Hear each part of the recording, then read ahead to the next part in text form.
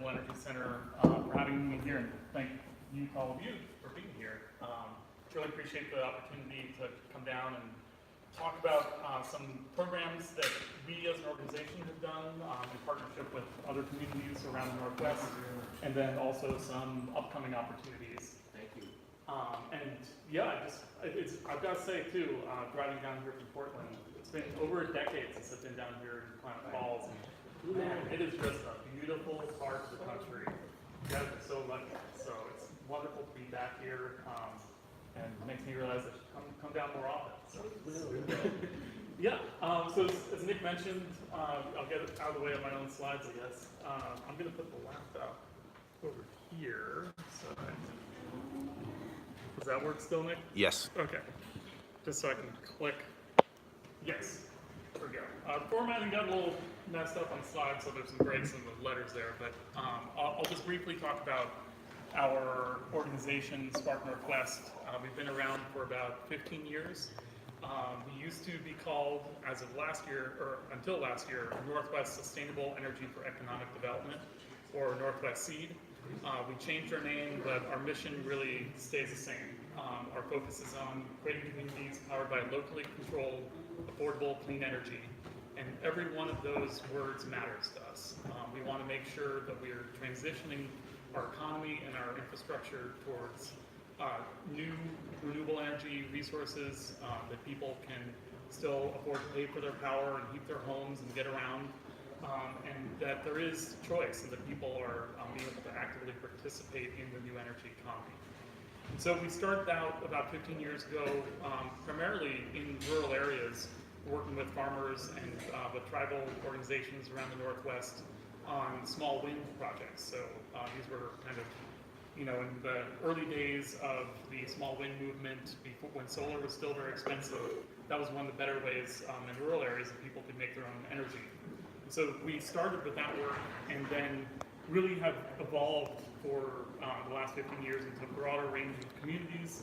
We do a lot of work in cities now, as well as a broader range of technologies and new energy opportunities.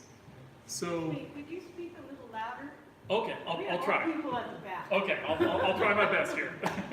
I just don't want to be yelling too much at the people in the front either. We can handle it. Okay.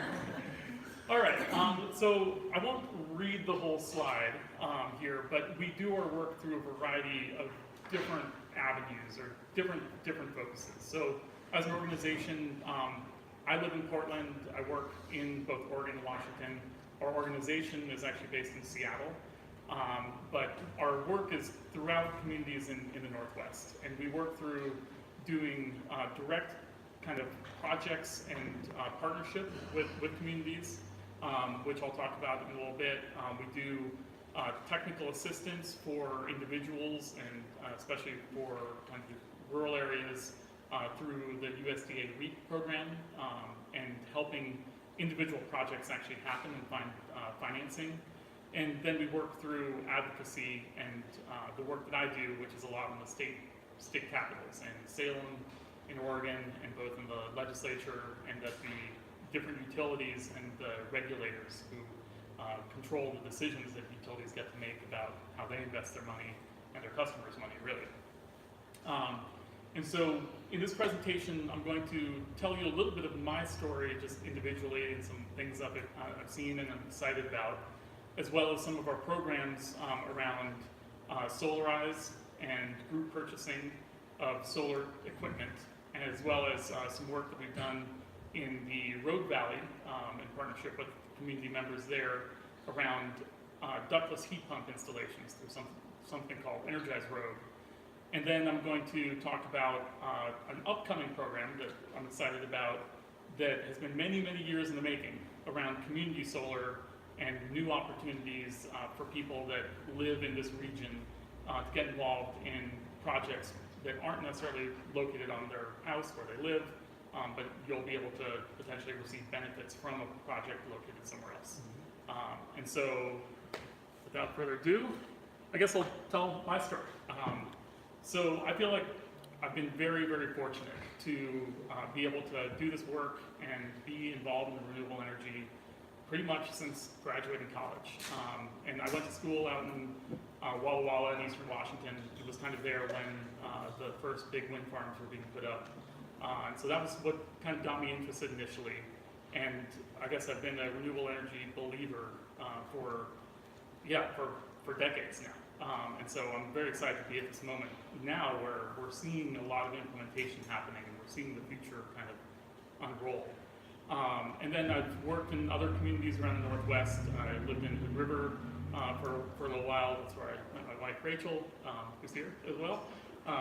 And then worked in Seattle in kind of the development of new renewable energy projects. Worked for the city of Portland for a few years in kind of the urban energy planning. And then about 5 years ago, I got the opportunity through a fellowship to go to Germany for a year and really study what Germany is doing in transforming their entire energy system towards renewables. And without telling the entire story of Germany's energy history, there was a big movement in the 1980s after the Chernobyl nuclear reactor meltdown, and a real focus to get away from nuclear energy. It wasn't really successful for many years. And then after the Fukushima nuclear disaster, just about 6 years ago, there was an increased kind of nationwide upsurgence of support for renewables and a need to get away from both fossil fuels and nuclear. And so they made a commitment to switch their entire economy to 80% renewables by the year 2050. And a big portion of that is the transformation of the electric industry. And I got to work for a utility there, I got to see projects, and I don't have my full photo deck, but I got to go back there too this last summer and continue to kind of see how things are evolving. And one of the things that's most inspirational, or one of the things I'm most excited about, is the degree to which rural areas are really playing a key role in implementing renewable energy. And in small villages and in farming towns all over, especially southern Germany, you just see solar integrated as part of the landscape. And I did a little bike tour along the Danube River that was just amazing. And these are a few photos kind of up top here. This is my friend Adam. These are buildings that have probably been here for over 100 years, like old barns and houses and just village infrastructure that now has solar on it. And you also see going through kind of agricultural paths and farm roads, larger scale, that's more utility scale solar. This is under construction by a path that we went by. However, they're not just relying on solar energy. They're also relying on wind and also a lot of biomass. This dome here you see is maybe not as exciting as solar, but it's really cool. It's a biogas digester where they're taking farm waste from both cows and livestock, as well as they're taking the extra from the field, the silage that they're not able to use, and digesting that through anaerobic digestion, and then being able to create either methane that they can use directly for heating, or they can create electricity. And so they're really relying on a variety of different energy resources to develop their future, but a lot of it is based on kind of local development. And really another exciting thing that I learned about there was the development of renewable energy cooperatives and group financing structures that help make these projects happen. I won't get too much into it, but there is also now a Oregon renewable energy co-op that I've been involved in as well, that is looking for opportunities and projects around Oregon. And really it's creating a new model for people to invest and participate in the renewable energy future. So that's sort of my personal story, and I think really ties in with some of the potential opportunities that communities like yourselves here in Klamath Falls could tap into if we build the planning and the infrastructure and the kind of community will to make things like that happen. As an organization, though, we have been active in community-based efforts and really have developed a few different strategies that we've then replicated throughout different communities in the Northwest. And so the one that's been most successful, and I worked on this a little bit in the city of Portland as well, is the idea of solarize, or group purchasing of solar equipment for individuals who can put where they live on their house. And as many people, I don't know, show of hands, how many people have solar where they live? A few. That's awesome. How many would like to? All right, quite a few more. The process is often very complicated. There's a lot of different steps to both making the decision to go solar, paying for solar, even being able to, put solar on where you live, which I'll talk about more with community solar. But really, the opportunity to do solar where you live has been mostly restricted to homeowners. The incentives that we have at the federal level and up until last year at the state level really haven't incentivized people who own property to do solar on that property that they own. But it has been a successful model in educating people about the incentives, and Solarize has provided a simple path for homeowners to identify who to go to and get a bid from a contractor. And that contractor is a contractor that's been selected by the community and vetted through a competitive process so that they're getting a good deal. And the contractor usually can also leverage a discount for the kind of group purchasing of all the equipment. And then because they don't have to do as much of the marketing themselves, they have a community partner that's helping market and educate the people who are interested. That it really reduces their cost too in terms of implementing solar. And so just this week, we completed our 1,000th contract or installation through Solarize. So we're very excited. That's a big milestone. We've done this in 20 different communities all over the Northwest, both in Oregon and Washington. And we're excited to continue this if we have the policy tools and the incentives to still make it a good deal for people. And that really is kind of the resource that we've been able to leverage with Solarize is the state incentives, the federal incentives, and then also the utility, or in this case, Energy Trust of Oregon incentives to really lower that upfront cost for people, connect them with financing options, and a streamlined way to find a contractor and install solar.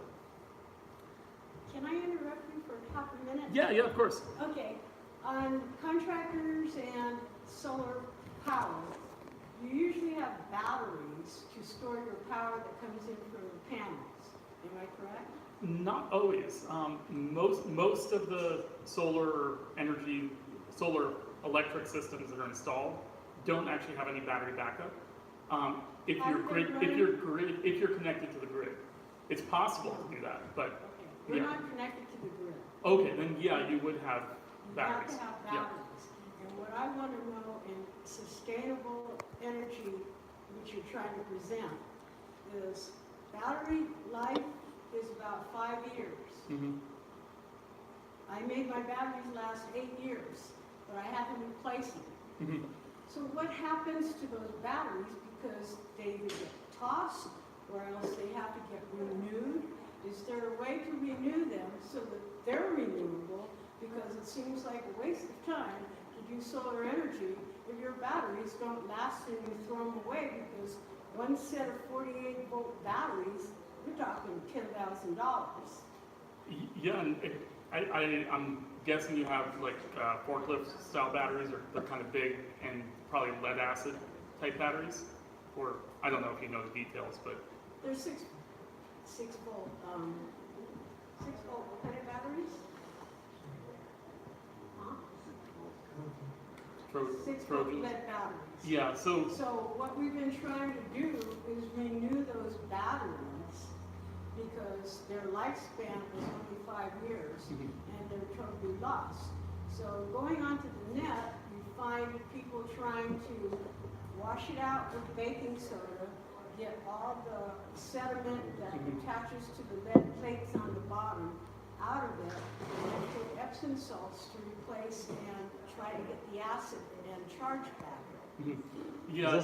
Have you heard anything like renewable Can we take this as a question and just kind of like add it to our first Q when we get to the Q&A session? Just because I think, Yell louder? yeah, let's Yeah. take this question and add it to the Q, the first question for the Q&A session, so that the rhythm of the presentation can go through, and then we'll ask that question as soon as Do we. you have an answer? Because if you don't have an answer, then Yeah, we're at the wrong seminar. okay, well, I don't have an answer to the how to keep your batteries alive longer, but battery recycling for lead acid is a really kind of streamlined, and there's a lot of places that do recycling of lead acid batteries. So from a life cycle perspective, that's sort of taken care of, but from an economic perspective of you having to buy new batteries or extending the life of your existing batteries, I don't have a good technical answer for you, I'm sorry. On the next seminar, does anybody know on the November 6th or 10th seminar, they said nuts and bolts. Will they have answers for that at that seminar? I can ask them that question for you. Okay, Yeah. Can I have your card so I can call you? Yes, when we have a break, let's Yeah. connect and I'll give it to you. Okay, But there's a program right now that we're trying to like keep on track, and Yeah. I'll definitely handle you at a break. Okay. But you bring up a really important point, because the majority of these solar energy systems that are installed are grid tied, in that they're connected to the utility grid. And without going into all of kind of how they work, there's a device called an inverter, which is synced up with the utility line. So it's providing the exact same frequency as the utility. And then if the utility power goes out for most people, then their solar energy system is also not providing power to their house. And so it also goes out. Unless you have what's called kind of a new inverter. They have new inverters that have emergency sockets, that they do have a small battery within the inverter that lets you directly use the power, or you have to have a battery backup as well. But the vast majority of the systems that we've installed through our Solarize program have all just been grid tie, no battery backup. Partially because batteries, as you're saying, are expensive. We're looking to integrate that into new programs so that there is more of a kind of power backup or community resiliency value to new solar going in. But we haven't yet really made that a big part of Solarize, because I'd say the motivation for many people has been to save money on their utility bills and put in a system as economically as possible, and batteries add to that cost. So yeah, Thank yeah, you. yeah, you're welcome. Thank you. Yeah. But Solarize has been a very successful model, and we do see that there is the opportunity to continue for it to evolve, to meet specific needs that community members have in terms of that resiliency piece, and serving not just offset to their utility bill, but also emergency power backup when the grid goes down. Especially in rural areas, that might be more of a concern as you get more, things like wildfires and storms that come through that might interrupt the grid. And so we definitely want our programs to continue to evolve, and I think that's actually really good feedback of how do we make sure that they're doing that. The other way that I guess our programs have evolved is to not just look at energy generating equipment, but also specific tools or types of equipment that help save energy over time. And so our efforts there have really been focused on ductless heat pumps, which is a type of heating and cooling appliance that is different than the standard furnace, but allows much more efficient use of electricity and moving heat either from the outside of the building into the inside, or vice versa. So you're either taking heat from the ambient air outside and then bringing it into the structure, and that would be in the heating mode in the winter, or in cooling mode, the heat pump can extract heat from the building and push it outside the way that your refrigerator does.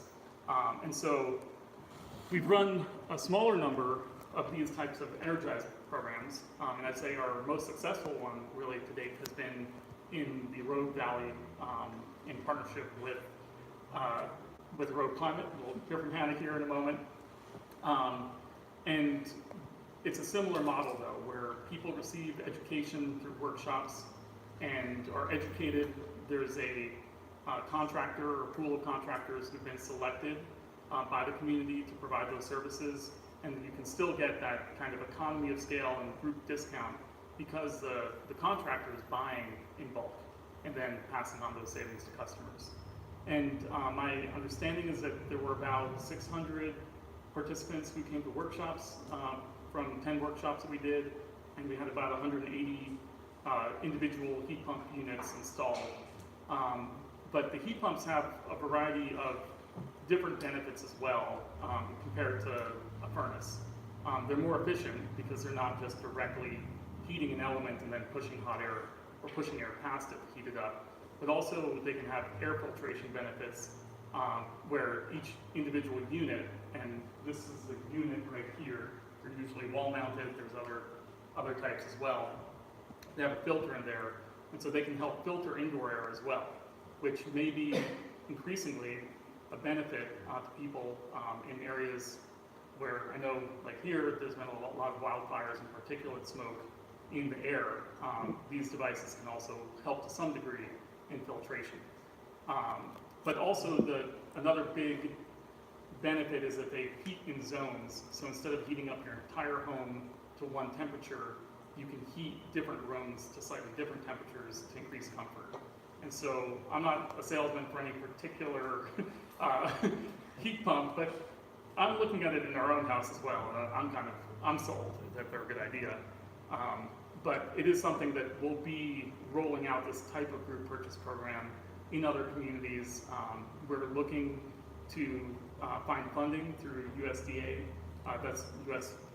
Department of Agriculture, to support more of these types of programs in rural areas, especially because a lot of manufactured homes or homes that were built before a lot of insulation, there's an opportunity to do kind of both at the same time, to replace the heating system and make it more efficient in terms of the insulation. And so we're seeking funding to be able to do this in communities like Klamath Falls or out on the coast. And yeah, we'll be actively looking for that. The third thing that I want to talk about is more of a opportunity yet to come, but that I've been very excited about and actively working on for, probably around 6 years, even before I started my job here with Spark Northwest. But that's the idea of community solar. And the idea of community solar is fundamentally that you can participate or receive benefits from a project in terms of bill savings for a project that's not located where you live. And so this isn't sort of directly powering your home through a different line. It is more a transaction between the utility, a specific solar project, and you as a customer to deliver that economic benefit back to you. In a similar way as if you had solar on your house and would be able to reduce your bill by purchasing less power. And so this is something that other states have done. We weren't the first to implement policy to do this. Really kind of, in some ways it started over on the East Coast, but then Colorado was probably the first state to really have an active functioning program. Washington State, we kind of had a version of community solar more based around incentive payments. But the idea is it can overcome a lot of the issues or limitations of traditional on-site solar. For instance, for renters or people who don't own property that are paying a power bill. For people who have a roof that might need to be replaced in 5 years so that you don't want to put solar on it right now. For people who want to be able to purchase in a smaller increment where, buying a $10,000 solar array or financing that just doesn't make sense right now. The idea is that we are able to remove a lot of the barriers of the current system by doing a collective investment and then splitting that benefit up. And also, from the economic development perspective, we see this as a tool to really target where they're built and help build jobs in the communities that need them the most. A lot of those communities are in sunny places in Oregon. But we've been working on this policy for a while, and there's a brief timeline. The real key piece is here, in 2016, when you may have heard of the Coal to Clean bill that was passed by the Oregon legislature. This requires basically that by 2022, the investor-owned utilities, which is just Portland General Electric, Pacific Power, which is here directly in Klamath, and then Idaho Power, which has a little bit of territory over on the east side, kind of by Ontario, that they get coal out of their power mix and are no longer charging Oregon ratepayers for coal power, and also that they have 50% renewables in their power mix by 2040. So there's a 2022 date when coal gets out, and then this 2040 date for the 50% renewables. As part of that, this community solar structure got put into that bill, and we've been working in rulemaking and many, many meetings at the Oregon Public Utility Commissions ever since to actually launch this program. And I guess I'm here to be cautiously optimistic and say that by mid-2019, we hope to actually have a program launched where people can sign up for this, and also communities can start developing projects and building projects themselves. And so the key mechanism, kind of as I was talking about, is this idea of a bill credit, that there's generation that happens, and for every kilowatt hour of generation that happens somewhere else, you kind of get the right to receive a bill credit based on that generation from a larger system, that you have a portion of that system. There are some rules, as always in life, there are rules about how the projects are structured. Like, so for every large solar array, which each project can be, there's two different classifications, but they can be, the largest array could be 3 megawatts, which is, you know, multiple acres, kind of what you think of as a large utility scale solar project in a field. And that for each project, no single customer can have more than 40% of that project. So this is to prevent just this is to ensure that there is a community element to it. It's not just one customer buying something and then calling it community solar. There's also a requirement that 50% of each project be composed of residential small commercial customers. So this is all of you. If you pay a Pacific Power bill, you could participate. There's also a specific goal that for every project, 10% of each project be allocated to low-income customers.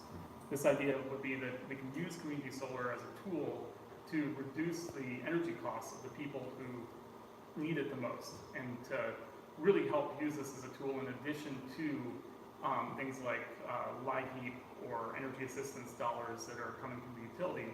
There can be an ongoing 20-year reduction of power bills for low-income customers.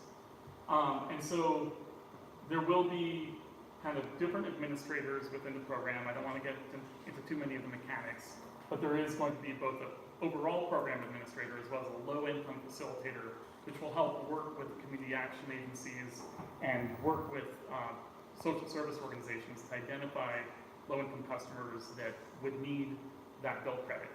And the idea is that that bill credit can be provided for low or no upfront cost to the customer. This is a very important piece of the rollout of the program, in that we were able to successfully get that bill credit that I've been talking about to be the retail rate of electricity. So in Pacific Power, you pay about 9.5 to 10 cents per kilowatt hour of electricity. This means that for every kilowatt hour that's generated by a solar project that you're kind of have right to, that you get that same 9.5 to 10 cents back off your bill. And this was a very hard fight. And the initial allocation that we're rolling out with in 2019 for the program overall is 40 megawatts. And that then is split up. I won't go into the math on that, but I guess what I'd say is that in Pacific Power territory, that equals about 15 megawatts total.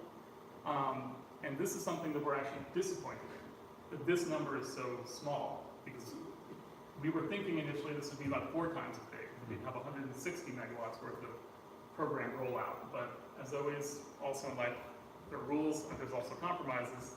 And so this was one of the compromises. So we got the retail rate, but it only applies to the first 40 megawatts.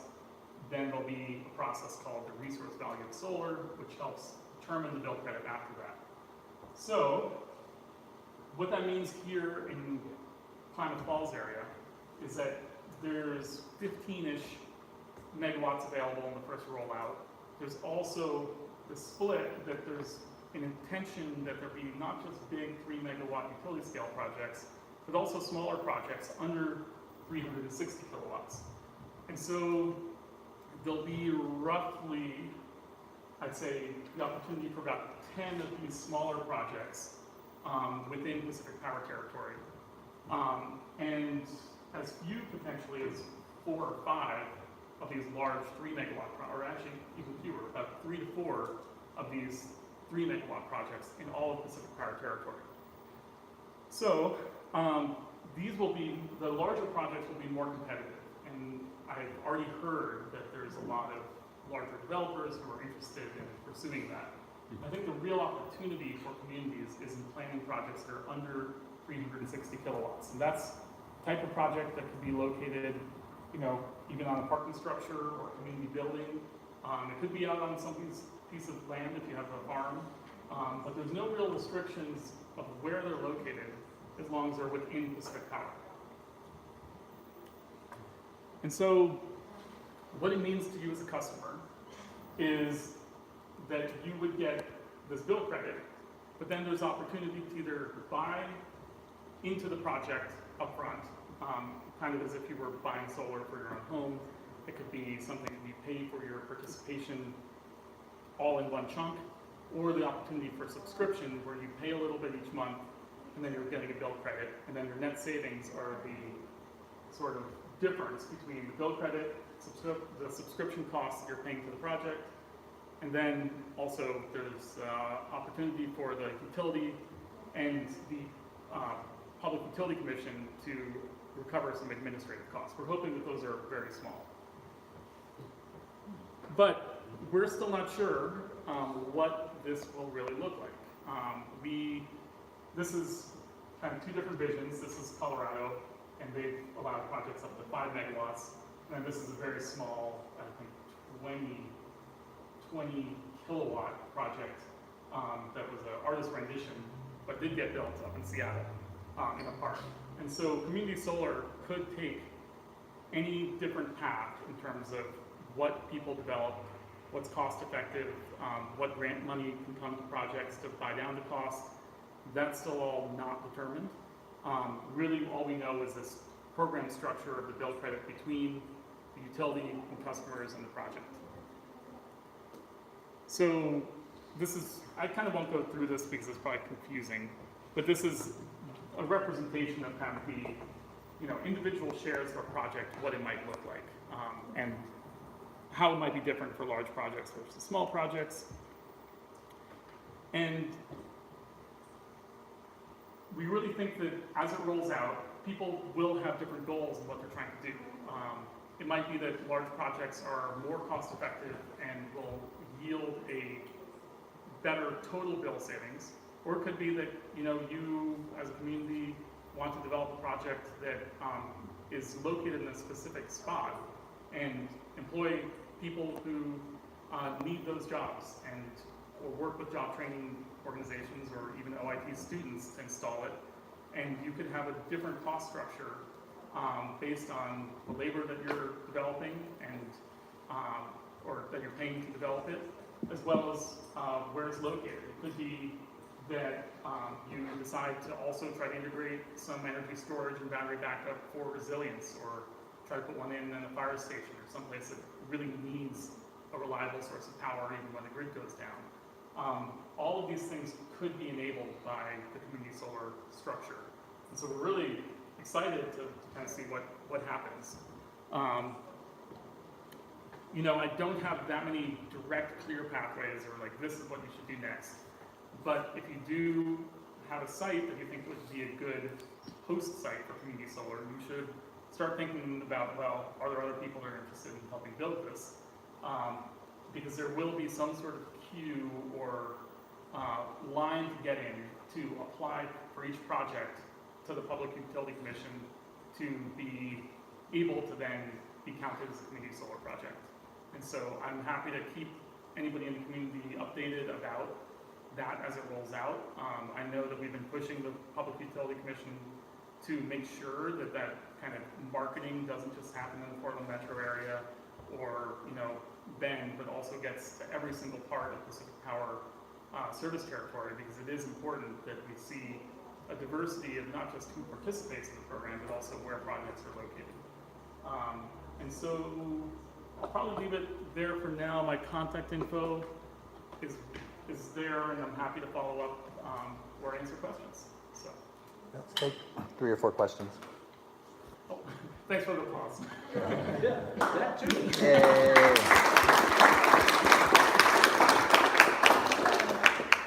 Well, I have a question about certainty.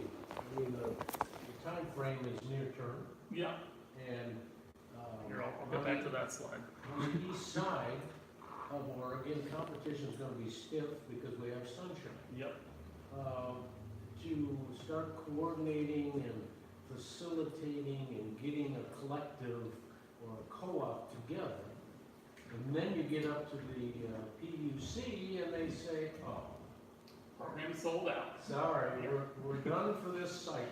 And that tends to happen in places I've been. So I guess that's going to be the hesitation I sense here. And yet, I don't want anybody to hesitate. Yeah. I mean, this is what we're doing until 2050, and we hope that the atmosphere doesn't choke us.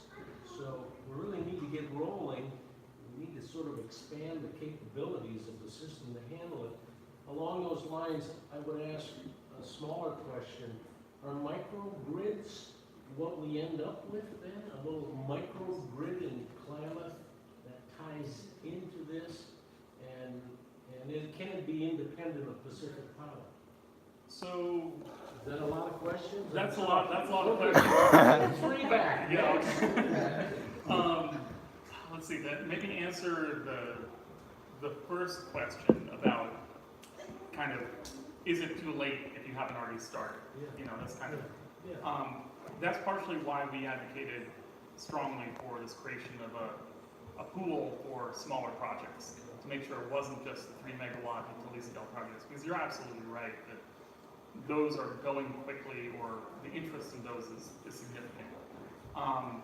We're also hoping that kind of in that queue or the line to get a project registered, it isn't set up so that one entity can go in and put in 10 applications, but something more like, you put in an application and then your second one, you have to go to the back of the line again. So we're hoping to put that kind of mechanism in place, but we also don't feel that, this 40 megawatts that, other way, that this 40 megawatts of initial capacity is enough. And we're going to continue making that case that we need to think beyond just that. So even if it turns out that the opportunity of the first 40 megawatts is kind of reserved in, the first month or so, once the program opens, the idea is that this is a long-term policy and opportunity throughout Oregon. So yeah, it's not. And on the maybe fourth question, this relies on a transaction between Pacific Power and the customer. However, it is possible that microgrids could occur even within Pacific Power, and I know in Portland General Electric, they're deploying 3 neighborhood microgrid pilots right now. And I would encourage Pacific Power to do the same, but they're looking at, well, how can we, what's called island, or shut off and provide for the basic power needs of one part of a neighborhood, even if the rest of the grid goes down. And then be able to have the electronics on their substation to both make that safe for the utility, so no electricians are going to get electrocuted when they're working on down power lines, but also help that community manage power more, more intelligently. And so one of the things that they're doing is also, for people who live in those neighborhoods, they're providing heat pump kind of smart controls where, water heater heat pump with smart controls, so So they're putting in efficient water heaters, and then also having the opportunity to ramp those up and down a little bit as the utility needs to. And they're also giving people thermostats to help manage their energy. So these are things that Portland General Electric is doing around the Portland metro area. It'd be awesome if Pacific Power could be enticed to do the same around the state. Yes. You've touched on the issue Pacific Power. Yes. I know that's been a big issue. Do you have a little fee set aside to keep an eye on shenanigans? I feel like a lot of my job is keeping an eye on shenanigans.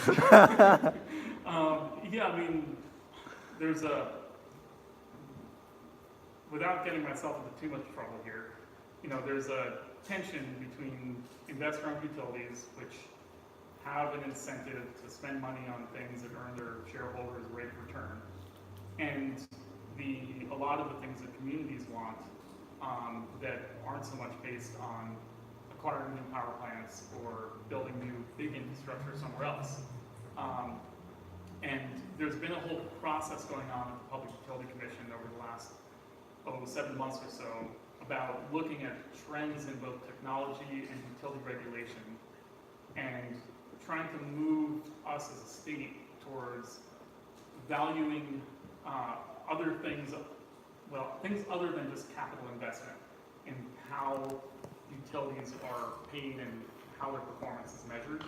And so, again, without going on a huge tangent, there's a concept called performance-based rate making that is evolving at the PUC that we might see some bills in legislature this coming session.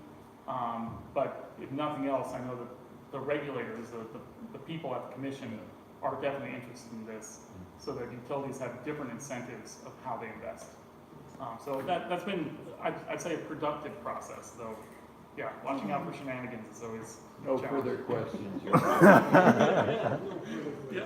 Yes. I have some about the heat pumps. I thought it was really, really cool what you had to say. I'll fire a couple of questions at you really quick. So I'm wondering, how big are they? Like household size or larger than that? Would it be more like commercial buildings like this? They're like that. Yeah, this is a good, there's one right there. But the units outside are usually about, this big. Yeah, it's kind of like an air conditioning unit, except it can run in reverse. And heat as well as cool, so. Yeah. And then kind of as far as how efficient they are, I know they're way better than electric, just directly powering them.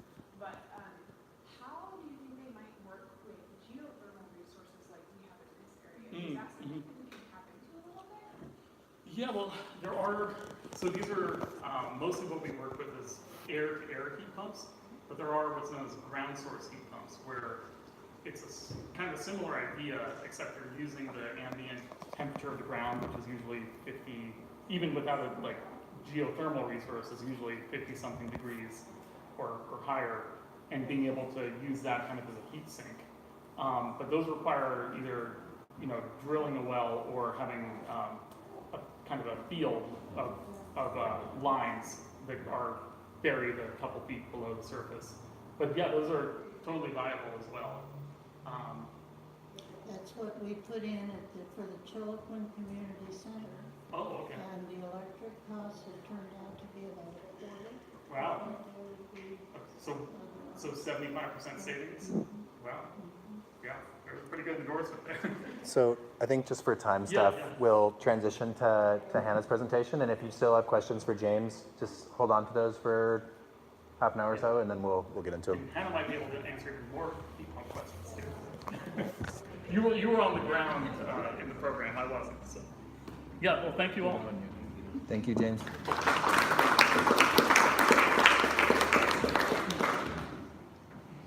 Come on up. What? No, it's going. We don't take breaks in Klamath Falls. Stinking bricks. What? Okay. If you need some food or something, take a minute to grab some. Food always is. Can I just switch this? I think so. See, Hey. yeah, however makes the most sense for you. Thanks for coming out. What was the Chiloquin system that you said? Not Chiloquin Community Center that Yeah. we built in 2004. Uh-huh. In 2004, we did a ground-based heat system. They drilled 13 wells, about 300 feet deep, and we had 13,000 square foot community center. That was Gene. Okay. And Gene it cost somebody. about twice what a regular Yeah, the upfront cost was way more, but the savings were So I would need to know where. foundation said, go for it.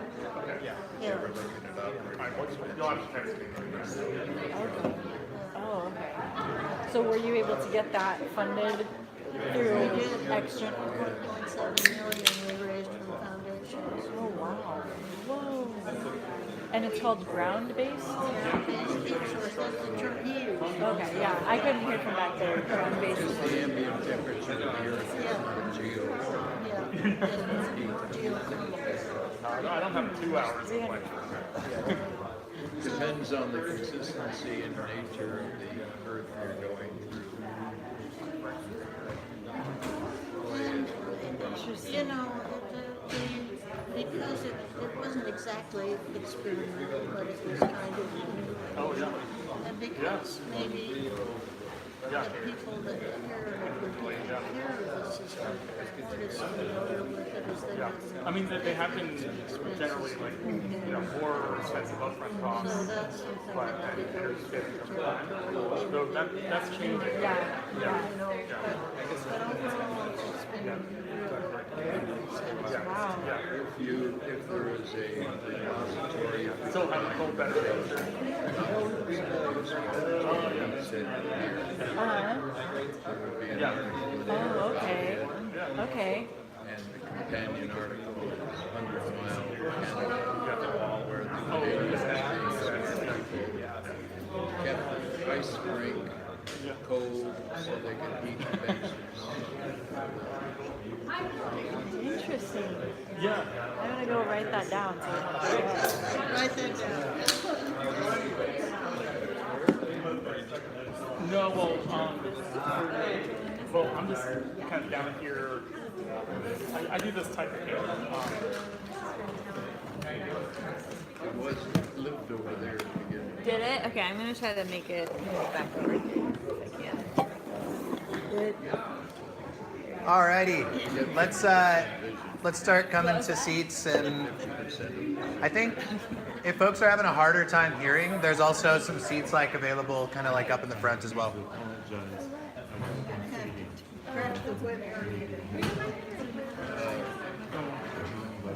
Like a cross-examination.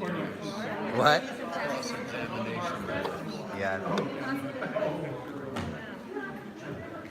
But yeah, go.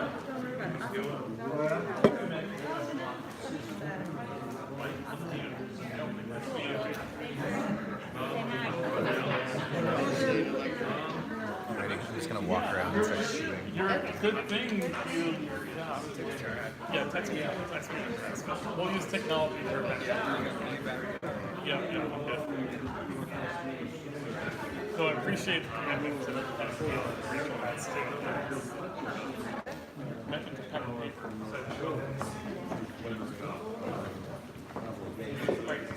Yeah, text me.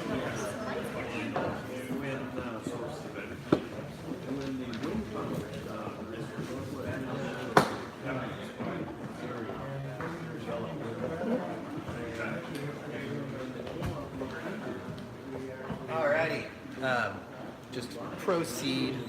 Okay. I think. Hi, everybody. Good evening.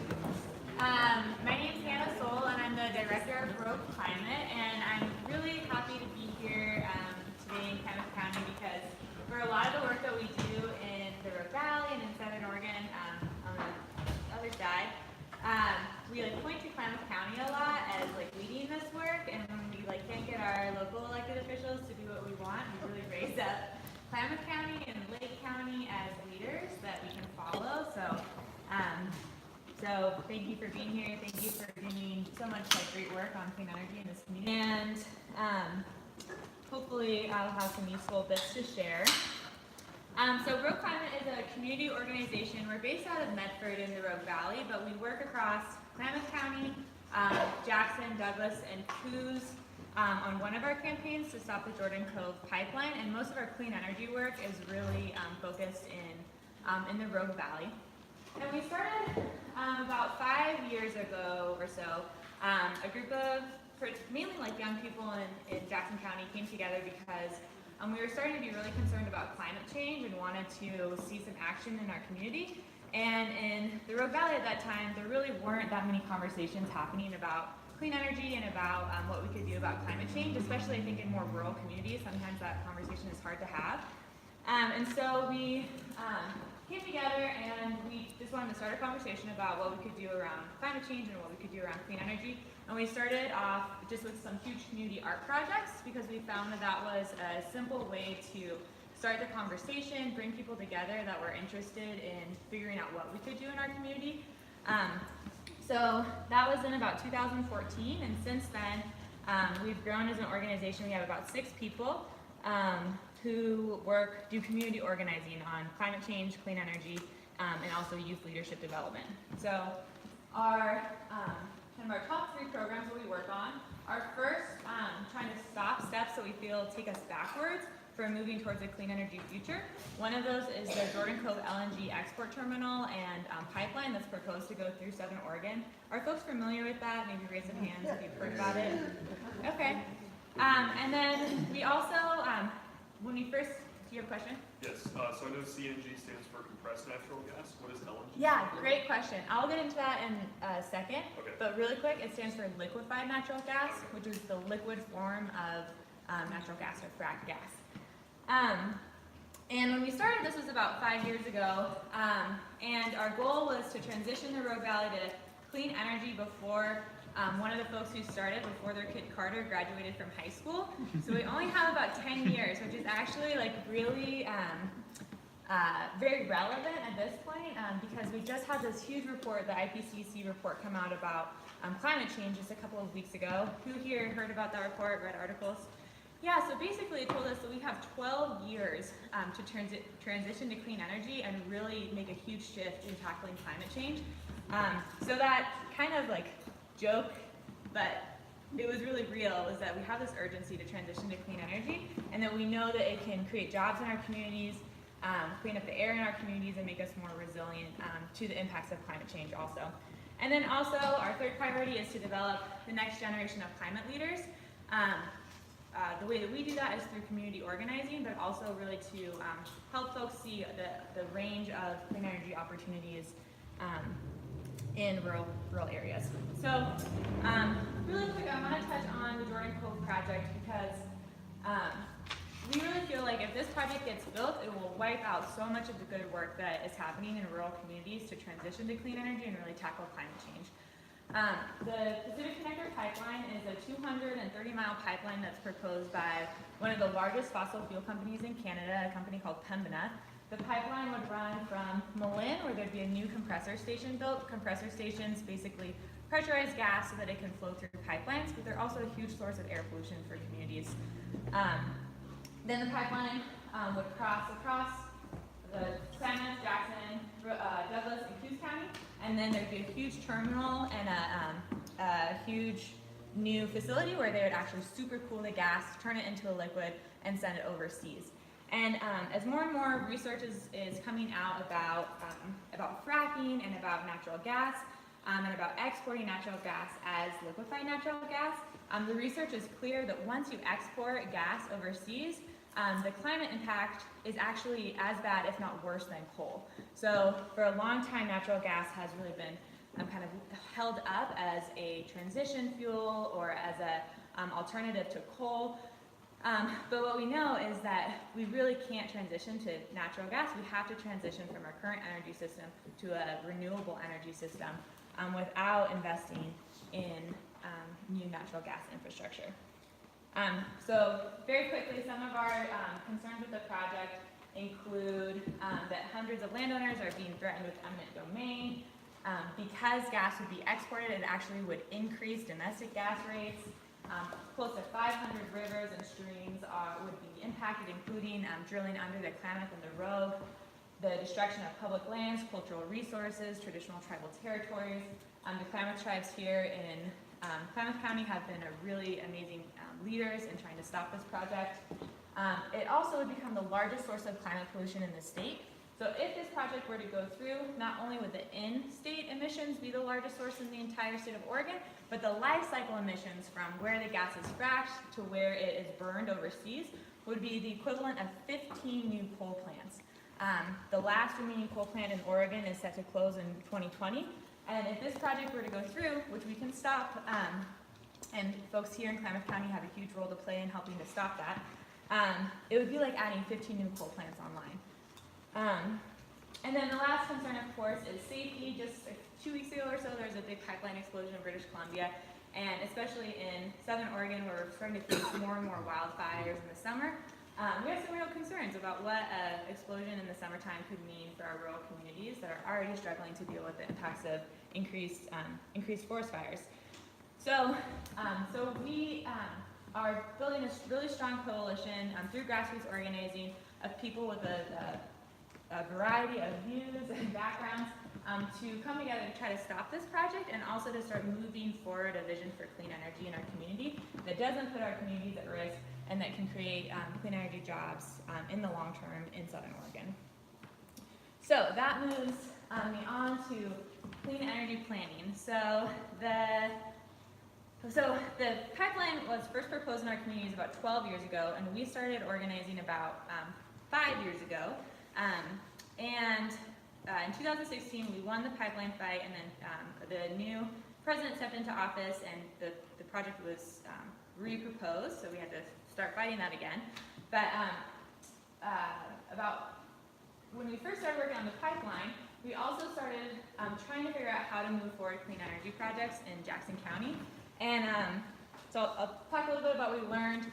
It's been really challenging too. Clean energy planning is hard and it takes a lot of time. You have to bring together a lot of people, and it is a long and somewhat slow process. So I'll talk through some of our challenges as well. And also some of the actual on the ground projects that we have successfully moved forward and that I'm still trying to figure out.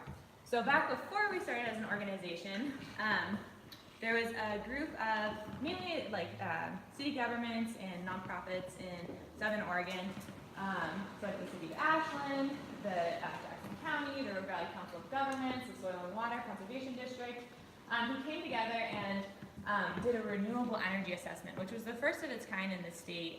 Well, Klamath County might have done something before then, but the first that we knew about in the region that really looked at what was the potential for renewable energy in southern Oregon.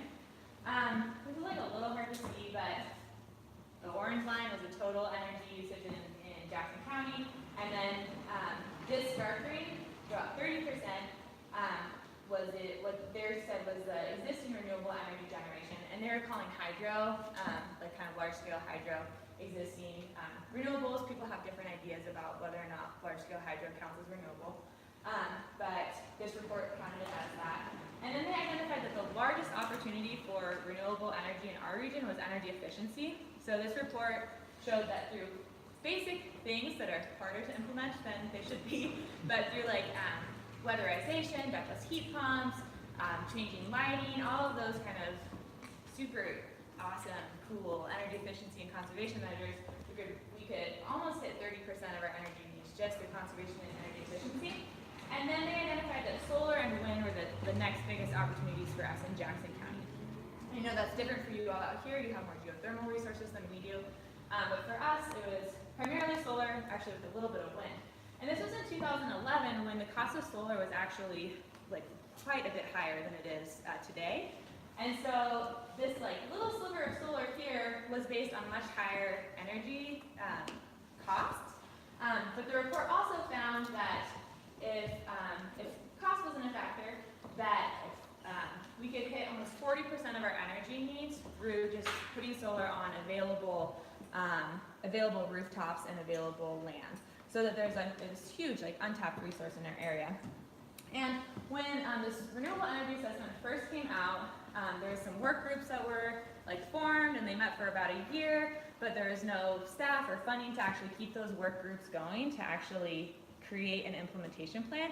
And that's one of the things that we've really learned is that for clean energy planning, like you really need dedicated either students or staff or somebody to really shepherd the process forward, because it is a process and really needs that support. So after we started looking at the renewable energy assessment, the work groups hadn't been meeting for a couple of years, so we tried to kind of restart the renewable energy planning at a county level. So we brought in Pacific Power, we brought in the Energy Trust, we brought in the Rogue Valley Council of Governments, and for about a year we were meeting once a month to try to move forward a countywide plan. And for us, we were a small nonprofit, we had no funding to do this, and it just was too big of a starting place for us to like try to manage 10 different city governments and a whole entire countywide plan, which is like way too big for us to bite off, and we like totally failed and nothing happened. So we like scaled back, which was great, and focused in on talent, which is where I live, and it's about 6,000 people. And for us, that was like a much better scale to try to start at and like succeed at, so that then we could like move out from there. So I know that you all are going to be talking about clean energy planning next, at the next forum, I think. So I'm not going to get too much into the details of like how to create an energy profile and how to set goals and targets, but more talk about the process that we went through, because I think that to actually move forward, creating a plan is one thing, but to actually implement it, for us, we found it's really important to have to actually build like political support for it and to build community support for it so that things actually happen and are implemented. So I'm going to talk a little bit about our process, which I think was a little bit different from the communities that you'll hear from next time. So the town is a small government. They don't have a lot of, it was about 6,000 people, not a lot of extra, we barely have a city planner, not a lot of extra like city resources to put into clean energy planning. So this, our clean energy planning was really led by community volunteers. But we wanted to make sure that we heard from the community first. So the first thing that we did was we had a series of conversations with community members in their neighborhoods and in their houses. So we asked people to invite their neighbors, and we had just kind of starting conversations with people in their homes about what they wanted to see in talent around energy, but also around livability and affordable housing and just whatever to like identify what people cared about and what was up in our community. And we also, climate change and clean energy came up a lot. Then we collected like a couple hundred community surveys. So that was an opportunity where volunteers could go out and talk to people at the market or at the grocery store, at the we didn't really have very many other places. just those. And the library. We had some community surveys too, and that helped us identify other volunteers and other people that had skills and knowledge that they could bring to the process. So then we took all that information and had some community meetings, called all those people, invited them all to come so we could get more input. And then we had a 2-day, it was called Making Energy Work Summit, and this is where we invited experts, because people always think people from other communities know more than they do, even though usually in your own community you know everything that you need to know. But yeah, so we invited some folks from other places to come and talk about what resources were already available to us. So for example, have people heard of the Energy Trust? Mm-hmm. Yeah, so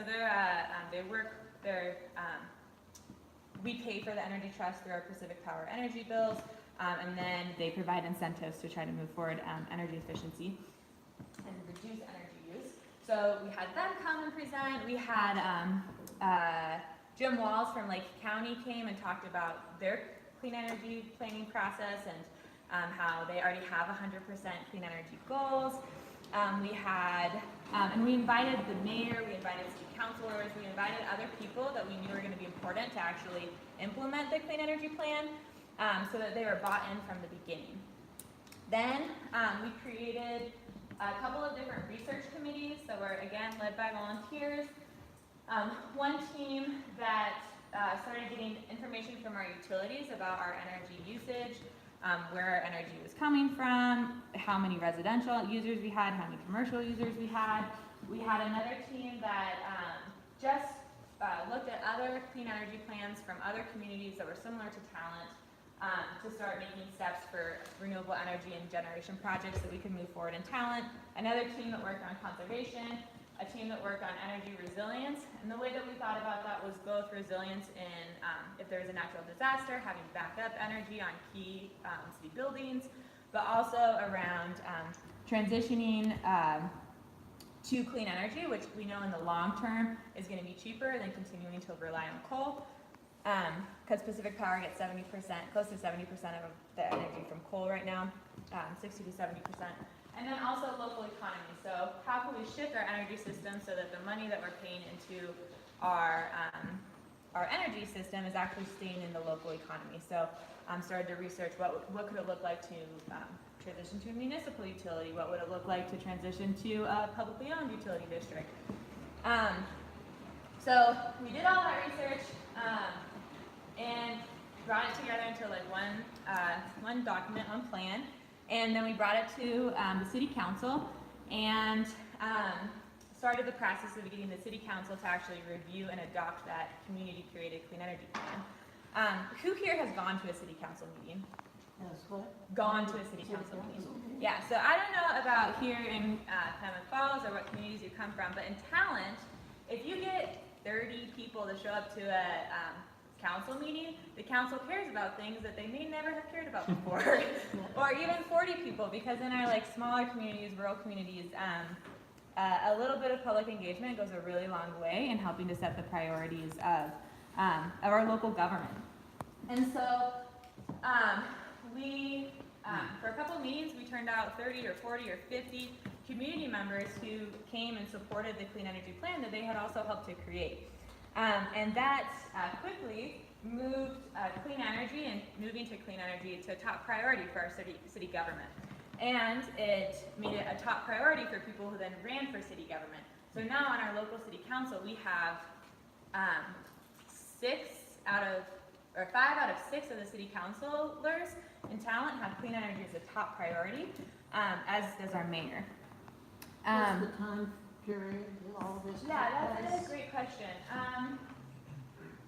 I think it was over like 2 or 3 years. 2 or 3 years? Yeah, and there's periods of like a lot of activity and periods of not a lot of activity, especially, and I think that that's okay, but what we found is really important to just keep some things moving and to like really share back what the successes are as well. And as we did this, because now the community saw that we cared about clean energy, the council is caring about clean energy, they also started moving forward projects on their own. Like the city got a Blue Sky grant to put solar on our community center, and another community member got the city to put in electric vehicle chargers and got a grant for it. So there's other things that started happening and popping up that were a part of this kind of clean energy push that we weren't necessarily in charge of, but we got to support it and celebrate it as a community. During this time, we also, for rural communities, there's an opportunity for like city governments or nonprofits to get, it's kind of like an AmeriCorps position. It's called the RARE program. It's out of the University of Oregon. Oh, great. Okay, awesome. Yeah, so we got a RARE participant for the City of Talent, which also really helped add some capacity to our city, which has limited staff, to really move forward some of these projects. So then the last part of kind of our clean energy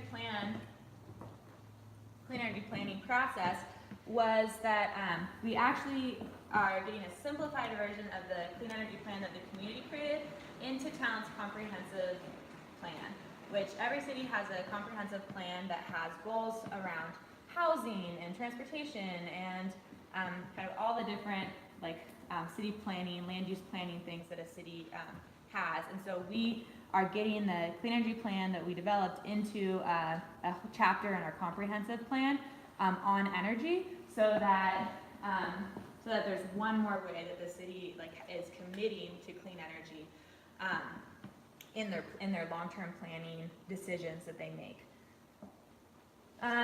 So really quick, the big picture goals. This is our little solar project on the community center. But the big picture goals, first were around energy efficiency. So figuring out how we can reduce energy use in Talent by 30%. We have some big goals that will be challenging to meet, but we're going to do our best to transition to 100% clean energy by 2030.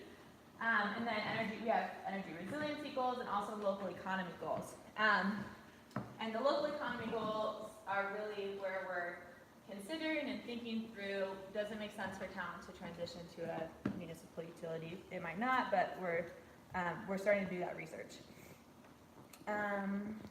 Okay. James already talked about the Energize Row program. So these like planning processes, some people like that stuff, but it's like slow and it can be boring and it's challenging.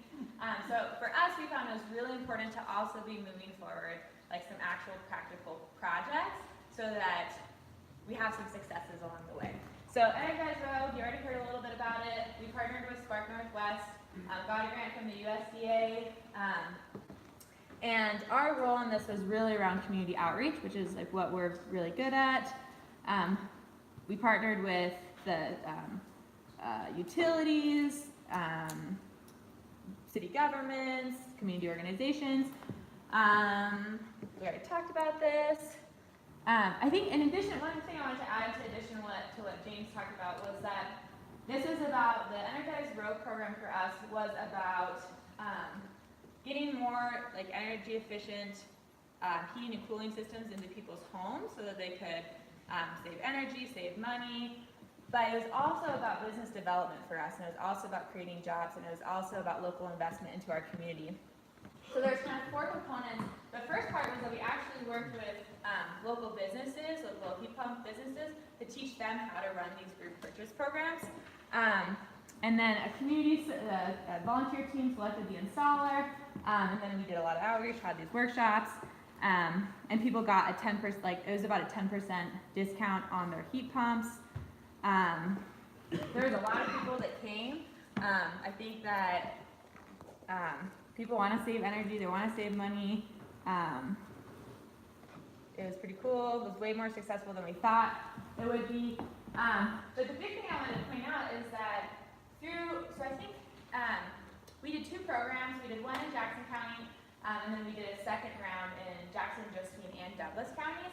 And just with 100, it was like around 180 or so installs, but we created like 8 or 9 jobs through that project and had close to $1 million of investment into our community through energy efficiency programs. And so I think that what this really helps to show us is that energy efficiency and clean energy can be a job creator, and it doesn't,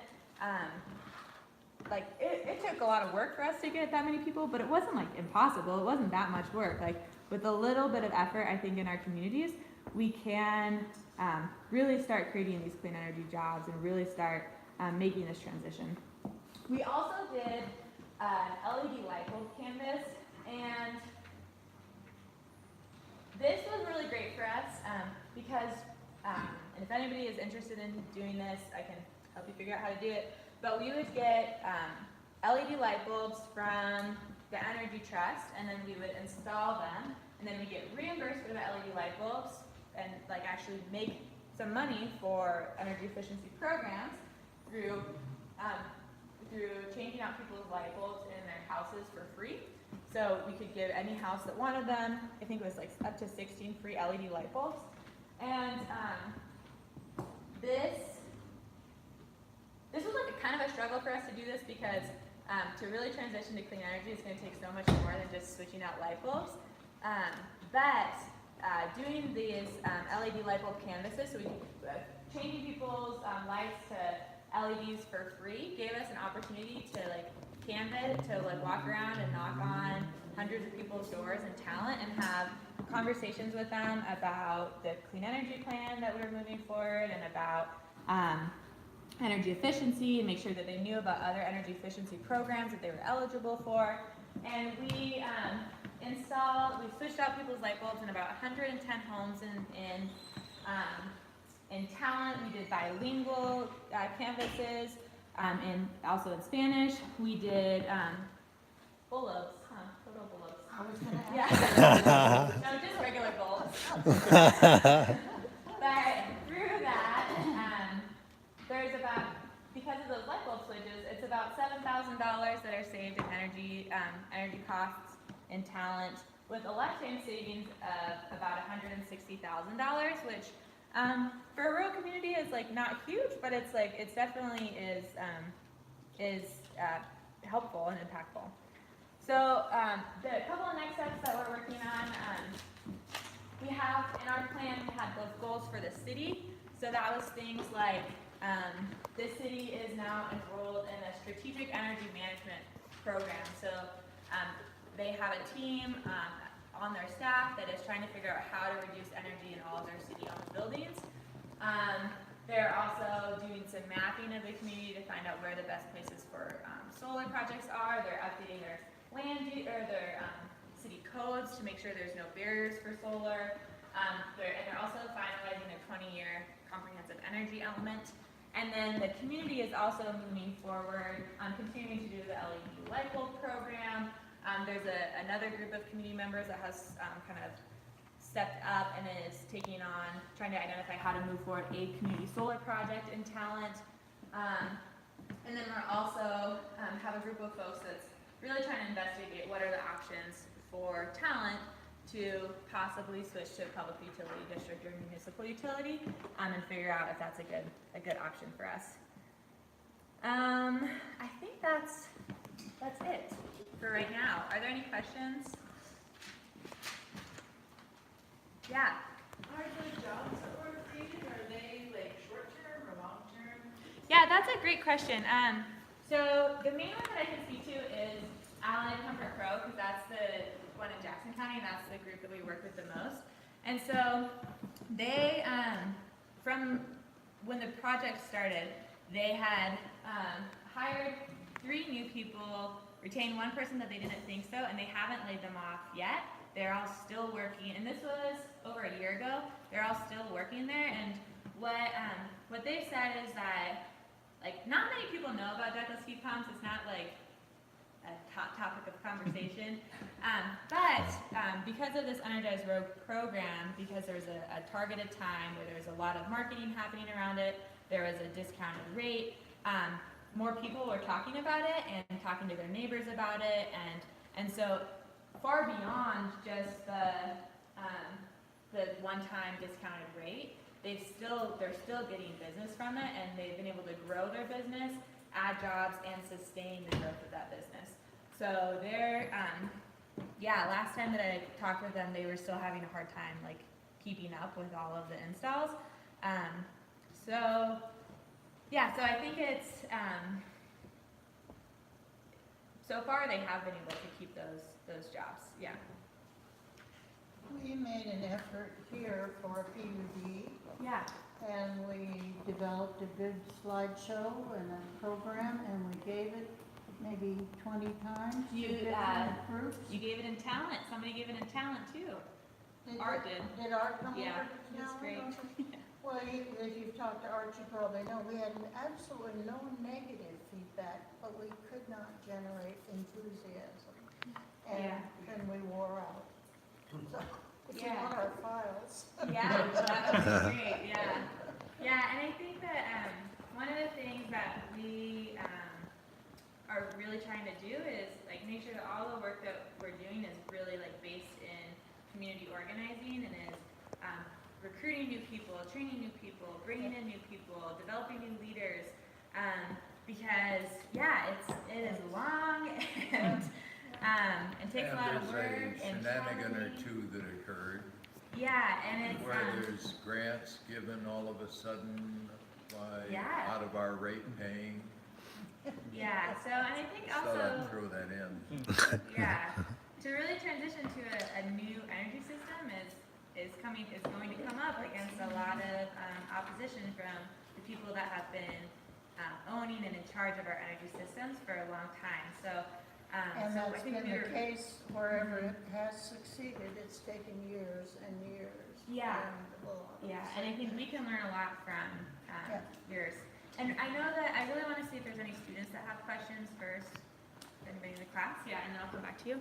Yeah, I kind of had a question. So I've noticed that, I mean, this is more of a Klamath-based question. 'Cause Yeah. That's where I've been for the last 4 years. Yeah. There's a lot of buildings that like had these businesses in them that now kind of sit empty. There used to be a Safeway Mm-hmm. or Haggis, something like that. And then there's like Washburn Plaza, which is this really cool new building that's kind of just empty. And I've been wondering like what we can do that would incorporate like energy efficiency, but like not build new structures and use existing structures, so we're not just ignoring the fact that they're there. Mm-hmm. Do you have any thoughts on that? I mean, I don't know what talent is like as far as close businesses go. Yeah, I mean, you all know Klamath County better than I do in Klamath Falls, so I think the people in this room will probably have better ideas than me. But I mean, town's a lot smaller than Klamath Falls, and I don't know. I mean, one of the cool things that's happening in town is that there's a big space that was empty and is now converted into, or is changing into a maker space.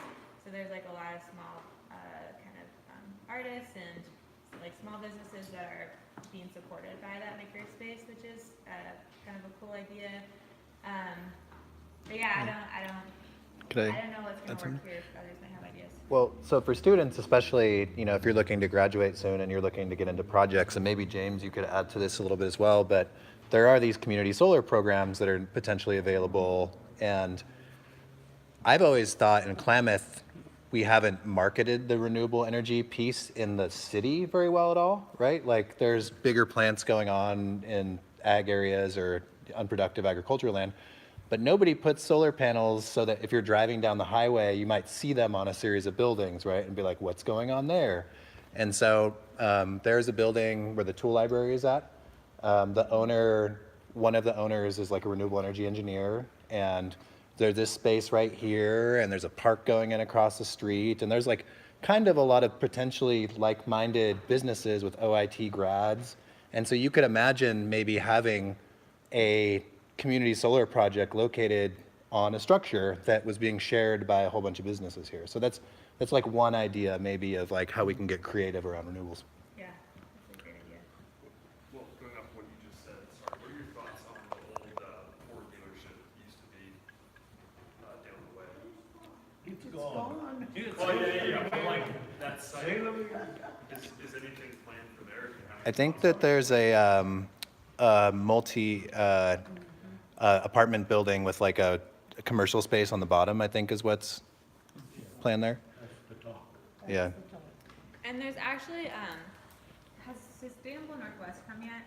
They're next Or week. next week? They've just developed this like really incredible solar tool that hopefully they'll share with you all.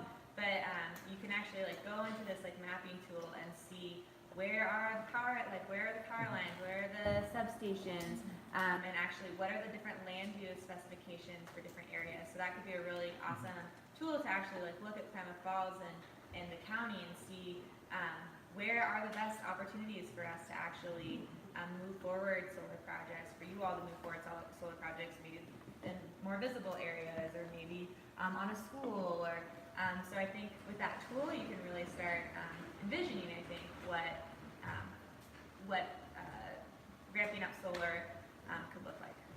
And maybe also candidates for capstone projects for students at OIT to think through that kind of planning. So just to put bugs in people's. Yeah, you. I'm asking this on behalf of the students. So for the clean energy assessment, Yeah. did you use some kind of a template? Because that could relate Oh. to student projects, like what they researched, like the example you just said. Yeah. You know, how to see what would work here. Yes. So I think that I didn't go into that too much because I think Marla, who's coming, she's Marla with the river. December 6th, I in think. December, and they used, I think, a very similar tool that we did. But we used a tool that was, it was actually through the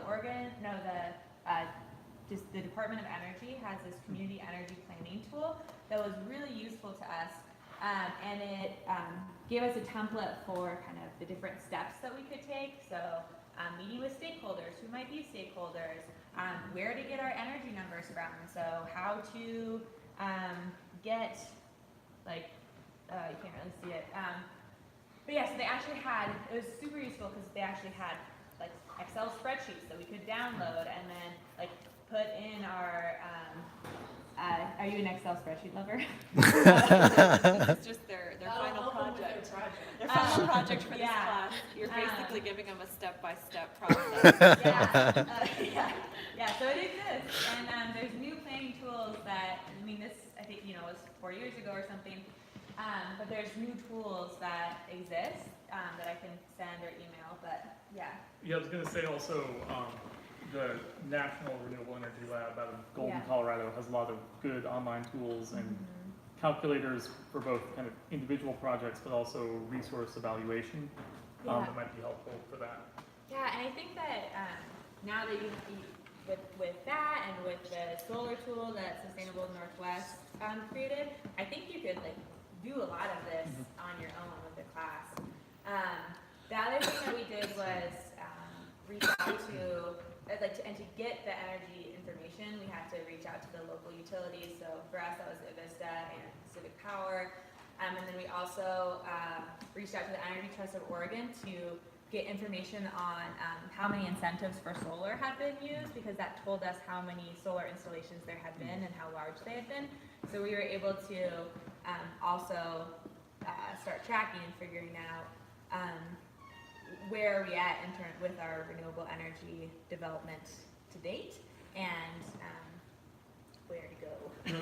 No, I'd also note the woman's comment earlier about off-grid systems. Energy Trust doesn't incentivize off-grid systems, and there may be, especially kind of in the Klamath and Nashland area, quite a few more solar households that are powered by solar that are not really captured yet in the information from the utilities because they're not in the utility. Yeah, and it might actually be easy here because I think you only have one solar installer, residential solar installer. Eco solar. Yeah, and then you could also probably figure out pretty easily about the more utility scale solar projects. Yeah. I have a student project that I think will maybe, it needs some work. I have a 1922 home. I need a power plant. And I solicited 4 contractors in town. And I said, what I would like you to do is evaluate my home from the standpoint of a heat pump system versus a conversion to gas, or using a gas system again. I had 1 not even respond. I had 2 that immediately said, no, I think your house would be better going back, staying with a gas furnace. And the 3rd guy, who really knew his stuff, generated a whole bunch of things, but he got a job and I never did. So my comment is, I think there's contractors in this town that don't get it and don't know it's coming and don't know how to sell it and don't want to because they know how to install gas. And there might be a project of education with contractors in this town for you engineer types that could help contractors understand. There's a new product on the street. Yeah, I and agree. I I think agree that very actually like highlights another challenge that I know is the case in Jackson and Josephine and Douglas counties, and maybe the case here in Klamath County too, but that there's also a shortage of people to fill jobs in construction jobs and in energy efficiency and clean energy jobs. So I think that's a huge opportunity that would also be interesting to know more about. But that when these jobs come up, it's really challenging to find people to fill them, and there is a shortage of skilled trades people to. And there's an exodus because the construction, new homes, etc., declined in this area. Lots of people go somewhere else to make money, and we're losing those skilled crafts people that could do this work to higher paying communities or more construction work. It's a problem. We do have a community college here that trains people for that. We have an engineering school that specializes in renewables. So there's always potential to put pieces together, but it's just sort of, the work that Road Climate does is really interesting because they do that really like base level organizing and communicating with people and raise the profile of an issue and make it a lot easier for people and institutions to understand the benefits of doing that kind of thing. So I've been lobbying the Realty Association to go to Salem and begin some programs to retain our skills here, but also to update our housing community with grant money and stuff to come down. Otherwise, we become like all the other rural towns in the west with the gate is closed and nobody's home. I brought this up, I sound like a broken record to anybody who knows me, but I think we made a big mistake in high school in getting rid of things like shop and hands-on work. I hope the community college is gonna take that over. I think maybe they are, but I've talked to, let's say, electricians, plumbers, tile setters, whatever. I said, I can't get anybody to, I would pay them to be an apprentice and learn this and learn it right. You can't find them. How many people have already, you mentioned just now, you hire something, they don't even show up. And we don't have the teachers any longer to teach those skills. So big mistake getting rid of shop in high school and for young people. Not everybody needs to be in computers and arts and theater, and I'm not putting those down. I'm a very big supporter of arts and theater, but we made a big mistake. We just don't have the skills anymore to learn these jobs and to learn them the right way and do them well. I hope we change that. I have people my age who say, the only thing that kept me in high school was shop. Right. I would have quit, They needed a gun rack, what the hell? Think about that. Oh, cool. That's great.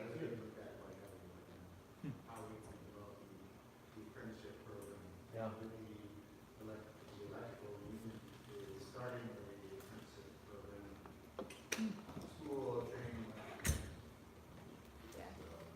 And what's so awesome about the electricians in IBW too is if you start an apprenticeship with them, you like start getting paid from day one, like a great wage, and then can go in and learn the trade. And they're doing a lot of solar right now too, which is really exciting. And a lot of that work is happening over here. we mentioned it at the last one as well, so sorry for folks that are hearing it twice, but communities are also innovating on the policy level of figuring out how to find money for job retraining. So in Canada, there are larger programs of retraining oil and gas workers into doing renewables work. They actually subsidize that pretty heavily. So that's exciting and could be copied. In the city of Portland, they're going to vote on a measure called Portland Clean Energy Initiative, where they'll generate if it passes, they'll tax large retailers like Walmart and Home Depots. National, I think they have to earn over something like $100 million nationally or something like that to be eligible, but they estimate that it'll generate between 30 and like $80 million a year. And then they've got a program where at least a good portion of that will be in job training for people that have kind of been left out of the last economy to make sure that we're actually building those jobs and that those people are trained and available for exactly the transition work you're talking about. So we could do stuff like that here too. We have fewer dollars probably that we can pull from people, but. Kind of another quick policy piece. Many of you may know that the residential energy tax credit expired at the end of last year. And so that was really one of the key tools that we were using to be able to roll out programs like Energize Road, and also was helping our Solarize programs.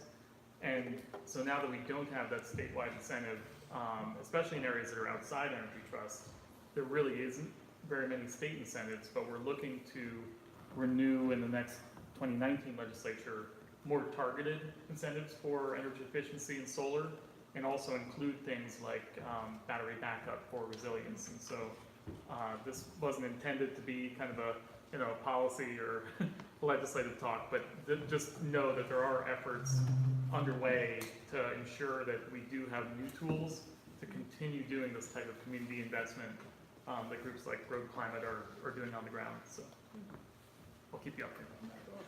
Sounds good. Any more questions from folks? All right. Thank you. Let's give a round of applause.